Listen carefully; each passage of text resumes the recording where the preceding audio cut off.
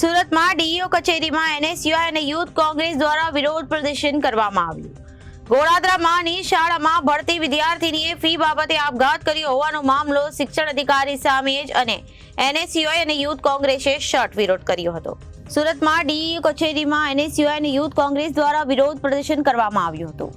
ગોળાદરામાંની શાળામાં ભણતી વિદ્યાર્થીનીએ ફી બાબતે આપઘાત કર્યો હોવાના મામલામાં શિક્ષણ અધિકારી સામે એનએસયુઆઈ અને યુથ કોંગ્રેસે સખત વિરોધ કર્યો હતો. દીકરીને તો અધિકારી બચાવી ન શક્યા, પરંતુ અમે અમારી ઇજ્જત તમને આપીએ છીએ, પણ જવાબદારો સામે કાર્યવાહી કરો તેવી રજૂઆત કરી વિરોધ કરી રહેલા એનએસયુઆઈ અને યુથ કોંગ્રેસના કાર્યકર્તાઓ સાથે પોલીસનું ઘર્ષણ પણ થયું હતું. ધીરેન્દ્રસિંહ સોલંકી, એનએસયુઆઈ પ્રમુખ, સુરત શહેર. સુરત વિસ્તારમાં આવેલી ગોળાદરા વિસ્તારમાં આદર્શ પબ્લિક સ્કૂલની નામની વિદ્યાર્થીનીને જે 8મા ધોરણમાં અભ્યાસ કરતી હતી તેને સ્કૂલના સંચાલકો અને પ્રિન્સિપલ દ્વારા ફી માટે અવારનવાર ટોર્ચર કરી તેને હેરાન કરવામાં આવતી. તેને કારણે બાળકીએ જે આપઘાતનું પગલું ભર્યું છે તેના વિરુદ્ધમાં એનએસયુઆઈ અને યુથ કોંગ્રેસ આજે જિલ્લા શિક્ષણ અધિકારીને આવેદનપત્ર આપવા માટે આવ્યું છે કે જે પણ સંચાલકો હોય કે પ્રિન્સિપલ હોય તેને તાત્કાલિક સજા થવી જોઈએ અને જેલના સળિયા પાછળ દિવસો ગણવા જોઈએ.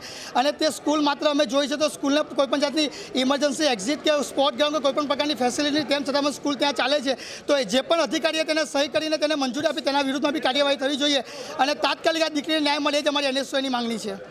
સુરતની અંદર ગોળાદરા વિસ્તારમાં આદર્શ પબ્લિક સ્કૂલ નામની જે સંસ્થા ચાલી છે, આ સંસ્થાની અંદર 8મા ધોરણમાં અભ્યાસ કરતી એક વિદ્યાર્થીની જેનું નામ છે ભાવના ખટીક, એક સામાન્ય ફીના બાબતે એ છોકરીને આપઘાત કરવાનો વારો આવ્યો છે. સ્કૂલ દ્વારા વારંવાર એને ટોર્ચર કરી એ છોકરીને છેલ્લે મોતની ઘાટ ઉતારી દેવામાં આવી છે. આ શિક્ષણ માફિયાઓને આજે એક ચીમકી આપવા માટે આવ્યા છે. આવનારા સમયમાં બીજી કોઈ દીકરીનો જીવ આવી રીતના નહીં ગુમાય એના માટે આજે આ સરકાર જે ઊંઘમાં છે એને જગાવવા માટે આવ્યા છે. જ્યાં સુધી આ દીકરીને ના નહીં મળે ત્યાં સુધી સમગ્ર ગુજરાતની અંદર આ આંદોલન ચાલુ રહેશે.